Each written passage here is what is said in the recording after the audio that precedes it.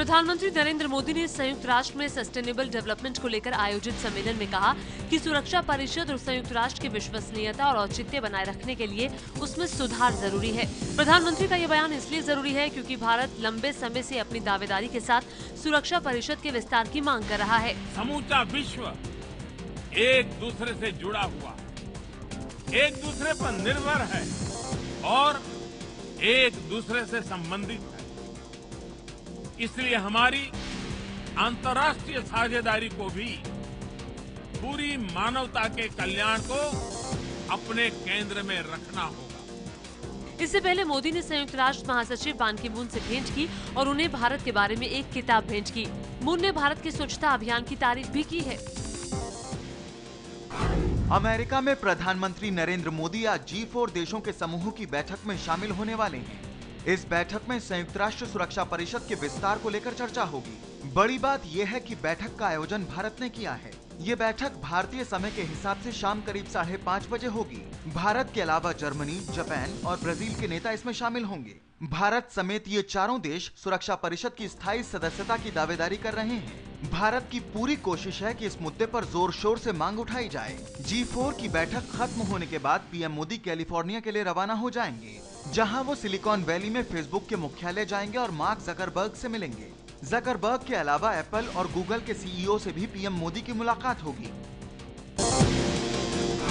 भारत ने कहा है कि अगर पाकिस्तान के पीएम नवाज शरीफ ने 30 सितंबर को संयुक्त राष्ट्र आम सभा की बैठक में कश्मीर का मुद्दा उठाने की कोशिश की तो उसे करारा जवाब दिया जाएगा। खास करके कश्मीर के मुद्दे को लेकर भी संयुक्त राष्ट्र में उठाने की बात कही जा रही है। आपकी कोई प्रतिक्रिया? नहीं, मैंने प्रतिक्रिया कल ही दे दी थी। मैंने कहा अगर वो कश्मीर का मुद्दा उठाएंगे तो हम जवाब देंगे। हमें राइट ऑफ रिप्लाई हमेशा रहती है। यही नहीं, पाकिस्तान ने संयुक्त राष्ट्र को चिट्ठी लिखकर शिकायत की है कि भारत 197 किलोमीटर लंबी नियंत्रण रेखा के पास दीवार बना रहा है, जिस पर भारत ने कहा है कि उपयुक्त समय पर आरोपों का जवाब दिया जाएगा। नेपाल में नया संविधान लागू होने के बाद भारत और नेपाल में तल्खी और बढ़ गई है। शुक्रवार को काठमांडू में नेपाल के विदेश मंत्रालय ने भारतीय राजदूत को तलब कर पूछा है कि भारत बॉर्डर पर जरूरी सामानों से लदे ट्रकों को नेपाल में आने से क्यों रोक रहा है। जवाब में भारत ने नेपाल से कहा है कि उसके वो खुद जिम्मेदार हैं। भारत ने बताया कि नेपाल में नए संविधान को लेकर उसके कई इलाकों में हिंसा की वजह से ट्रांसपोर्टर्स नेपाल सीमा में प्रवेश करने से डर रहे हैं। इस बीच खबर है कि पीएम मोदी ने अमेरिका में संयुक्त राष्ट्र के महासचिव बान की मून से मुलाकात के दौरान उन्हें नेपाल के हालात की जानकारी दी है। सूत्रों के मुताबिक भारत नेपाल के नए संविधान से नाराज है क्योंकि इसमें उसके हितों की अनदेखी की गई है। अमेरिका में कथित तिरंगे पर पीएम मोदी के दस्तखत को लेकर भारी विवाद के बाद भारत सरकार ने सफाई दी है। ये स्टोरी शरारतपूर्ण, निराधार, बेबुनियाद और झूठी है। पहली बात ये कि वो झंडा था ही नहीं, न उसमें सफेद रंग था और न ही चक्र, इसलिए वो तिरंगा नहीं है। वो शेफ के शारीरिक रूप से अक्षम बच्चे ने पैर से बनाया था। जब पीएम शेफ से मिले तो उन्होंने बच्चे की प्रतिभा से प्रभावित होकर दया भाव में उस पर हस्ताक्षर कर दिए। इससे पहले खबर आई थी कि पीएम मोदी ने कायदे कानून को ताक पर रखकर न्यूयॉर्क में शेफ विकास खन्ना के इस झंडे पर ऑटोग्राफ दिया था। शेफ विकास खन्ना ने भी कहा है कि राष्ट्रीय ध्वज नहीं था। लालू नीतीश के महागठबंधन को मात देने के लिए पीएम मोदी बिहार में करेंगे 2 दर्जन रैलियां। सूत्रों के मुताबिक प्रधानमंत्री बिहार में 20 से 25 रैलियां कर सकते हैं और उनके हर दौरे में कम से कम 2 चुनावी सभाएं होंगी। पीएम पहले चरण के चुनाव के लिए 2 अक्टूबर को बांका में पहली रैली और इसके बाद 4 अक्टूबर को लखीसराय में सभा करेंगे। पहले दौरे में बिहार के 10 जिलों की 49 सीटों पर 12 अक्टूबर को वोटिंग है। बिहार के मुख्यमंत्री नीतीश कुमार आज से चुनाव प्रचार की शुरुआत करेंगे। पहली सभा समस्तीपुर जिले के कल्याणपुर में होगी। यहां से जेडीयू के महेश्वर हजारी चुनाव लड़ रहे हैं। कल यानी 27 सितंबर को 5 विधानसभा क्षेत्रों में नीतीश की सभा होगी। आरजेडी के अध्यक्ष लालू प्रसाद यादव भी कल से चुनाव प्रचार शुरू करेंगे। लालू सबसे पहले अपने बेटे तेजस्वी यादव के लिए वोट मांगने राघोपुर जाएंगे। पार्टी ने स्टार प्रचारकों की जो लिस्ट बनाई है उनमें पार्टी के कई वरिष्ठ नेताओं के साथ ही लालू यादव, राबड़ी देवी की बेटी मीसा और दोनों बेटों के नाम शामिल हैं। 2 सीटों से चुनाव लड़ रहे बिहार के पूर्व मुख्यमंत्री और हिंदुस्तानी आवाम मोर्चा के अध्यक्ष जीतन राम मांझी आज गया जिले की इमामगंज सीट से नामांकन का पर्चा दाखिल करेंगे। मांझी के खिलाफ इस सीट से विधानसभा अध्यक्ष उदित नारायण चौधरी जेडीयू के टिकट पर चुनाव लड़ रहे हैं। इससे पहले जहानाबाद की मखदूमपुर सीट से वो नामांकन दाखिल कर चुके हैं।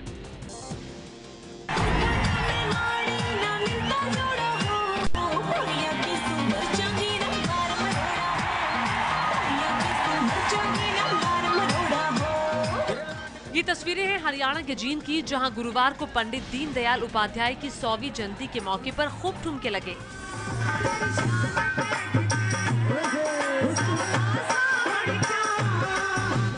इस कार्यक्रम में सोनीपत के सांसद रमेश कौशिक समेत बीजेपी के कई आला नेता मौजूद थे।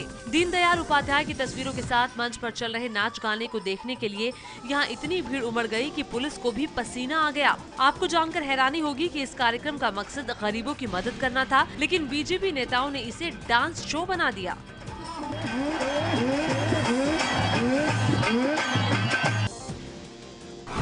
गुजरात के वलसाड में बीती रात जमकर बवाल हुआ। गणेश पंडाल के पास एक बाइक को जलाने की खबर फैलते ही दो गुट आपस में भिड़ गए।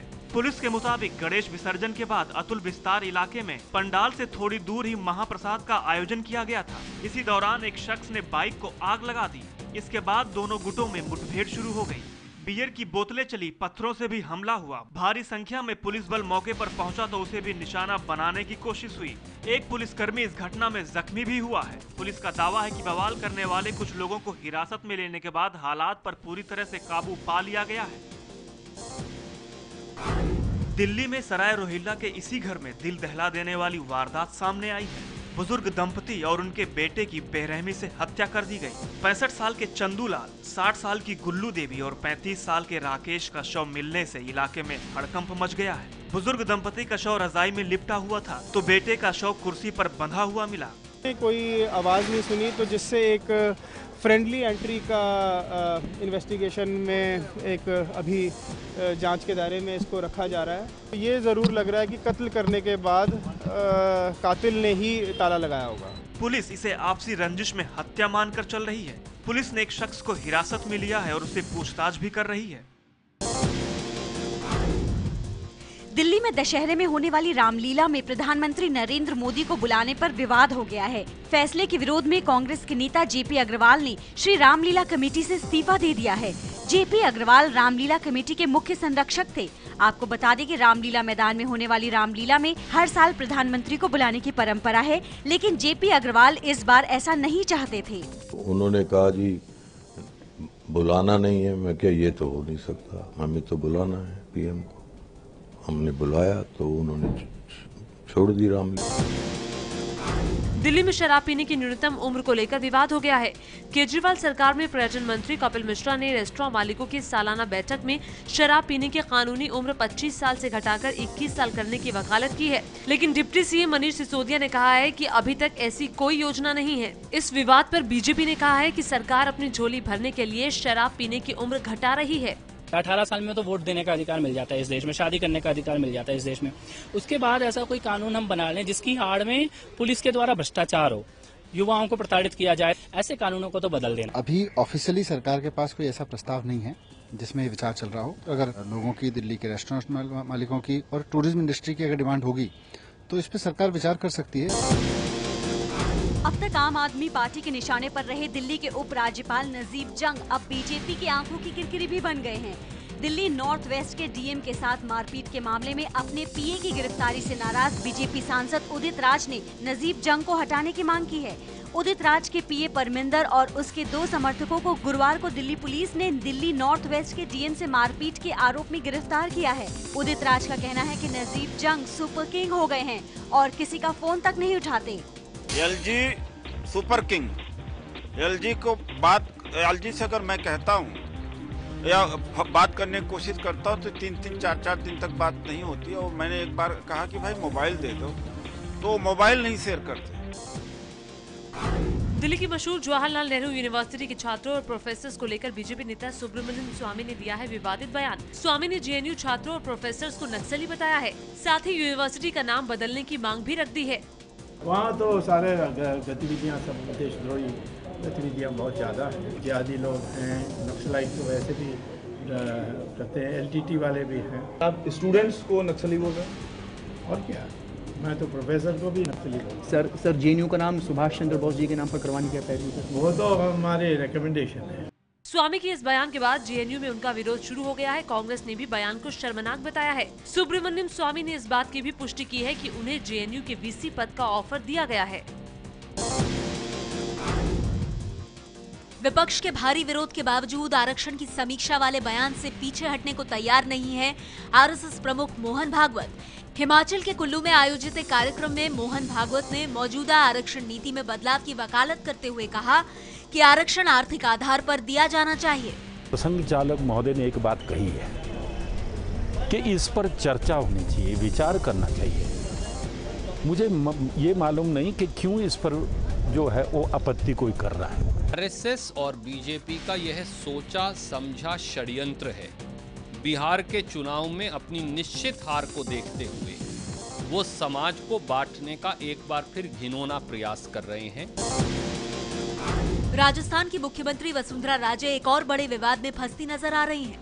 शुक्रवार को कांग्रेस ने प्रेस कॉन्फ्रेंस कर आरोप लगाया है कि वसुंधरा सरकार ने प्राकृतिक संसाधनों की नीलामी करने के सुप्रीम कोर्ट के दिशा निर्देशों और केंद्र सरकार के सर्कुलर की अनदेखी करते हुए राजस्थान में 653 खदानों का मनमाने तरीके से आवंटन किया, जिससे सरकारी खजाने को कम से कम 45,000 करोड़ रुपए का चूना लगा। कांग्रेस वसुंधरा राजे का इस्तीफा मांगते हुए इस कथित घोटाले की सीबीआई जांच कराने की मांग कर रही है। इस घोटाले की सुई मात्र चंद अधिकारियों तक नहीं, क्योंकि उसके असली सरगना सरकार के कर्णधार और सरकार की मुख्यमंत्री श्रीमती वसुंधरा राजे जी के दर पर पहुंचती है। कांग्रेस निरंतर झूठे आरोपों से आदरणीय वसुंधरा जी का इस्तीफा मांग रही है।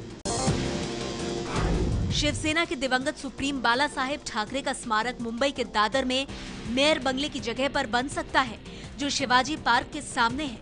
स्मारक निर्माण समिति ने इसका प्रस्ताव मुख्यमंत्री देवेंद्र फडणवीस को भेज दिया है। शिवसेना अध्यक्ष उद्धव ठाकरे से चर्चा कर फडणवीस इस पर अंतिम फैसला लेंगे।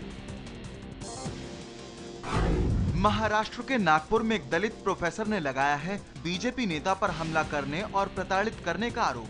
ये हैं प्रोफेसर मल्हारी महस्की।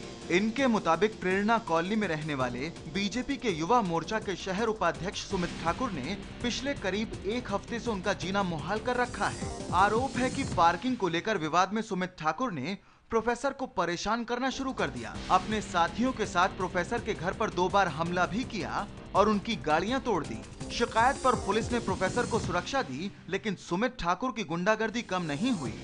मेरी ऑप्ट्रा बड़ी गाड़ी है, उसको भी उन्हें जला के खत्म कर दिया और आज भी उनकी धमकी कि मैं देख लूंगा करके। 3 गाड़ी का नुकसान हुआ कंटिन्यू है। उसके बाद में उन्होंने ये बताया कि तुम्हारे घर को भी तोड़ दूंगा। पुलिस ने आरोपी बीजेपी नेता सुमित ठाकुर के खिलाफ मामला दर्ज कर लिया है, लेकिन अब तक उसकी गिरफ्तारी नहीं हो सकी है। इस बीच कांग्रेस ने बीजेपी को निशाने पर ले लिया है। वहीं बीजेपी नेता इस मामले पर खुलकर कुछ कहने को तैयार नहीं है। मुंबई की जिंदगी किस तरह लोगों को तमाशबीन बनाकर रख देती है, इसका नजारा गुरुवार दोपहर दादर स्टेशन के रेलवे पुल पर हुई वारदात में फिर दिखा। इस सीसीटीवी फुटेज को देखिए। बलराम नाम के युवक को चाकू से गोदकर मार डाला गया और वहां मौजूद लोग तमाशबीन बने देखते रहे। ज्यादा खून बह जाने से बलराम की मौत हो गई। पुलिस अब आरोपी की तलाश कर रही है। नक्सलियों को भेजी जा रही विस्फोटकों की इस बड़ी खेप को पकड़ने में छत्तीसगढ़ पुलिस को कामयाबी मिली है। पुलिस को बस्तर के दिसपुर गांव में ओडिशा से चोरी छिपे जिलेटिन की बड़ी खेप आने की सूचना मिली थी। छापे में 2 गाड़ियों से 750 किलो जिलेटिन मिला। पकड़े गए 4 आरोपियों से पूछताछ के बाद पास के तिरिया गांव से 1 टन अमोनियम नाइट्रेट भी बरामद किया गया। 3 और आरोपी भी पकड़े गए। प्राइमरी स्कूल की खपरेल छत में छिपा कर रखा गया देसी बम फट गया। हादसे में वहां खेल रहे 3 बच्चे बुरी तरह से जख्मी हो गए। शुक्रवार शाम की ये घटना कोलकाता के बर्धमान जिले के खांडो घोष गांव की है। घायल बच्चों को बर्धमान के सरकारी अस्पताल में भर्ती कराया गया है। वहीं पुलिस जांच में जुटी है कि स्कूल में बम किसने छिपाया। कोलकाता में एक शिप फैक्ट्री के अंदर झाड़ियों में छिपा कर रखा गया देसी बम फटने से एक मजदूर की मौत हो गई और 2 गंभीर रूप से घायल हो गए। शुक्रवार दोपहर कोलकाता के कोशीपुर इलाके की इस फैक्ट्री में साफ सफाई हो रही थी कि तभी धमाका हो गया। पुलिस जांच में जुटी है कि फैक्ट्री के अंदर बम कहां से आया। पाकिस्तान क्रिकेट बोर्ड के चेयरमैन शहरयार खान ने धमकी दी है कि अगर बीसीसीआई दिसंबर में पाकिस्तान के खिलाफ प्रस्तावित सीरीज खेलने से इनकार करता है तो आईसीसी और एशियन क्रिकेट काउंसिल के आयोजनों में भारत का बॉयकॉट किया जाएगा। आपको बता दें कि सीमा पर तनाव और पंजाब के गुरदासपुर में हुए आतंकी हमले के बाद से दोनों देशों के रिश्ते और बिगड़े हैं।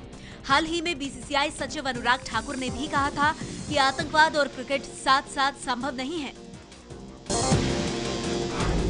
झारखंड और छत्तीसगढ़ के बाद अब मध्य प्रदेश में भी गुरमीत राम रहीम की film messenger of God 2 ban हो गई है। मध्य प्रदेश सरकार की दलील है कि MSG 2 में आदिवासियों के बारे में ऐसे दृश्य और संवाद हैं जो बेहद आपत्तिजनक हैं। इसी विवाद को लेकर आदिवासी बहुल राज्य छत्तीसगढ़, झारखंड में भी फिल्म बैन हो चुकी है और राम रहीम के खिलाफ विरोध प्रदर्शन भी हुए हैं।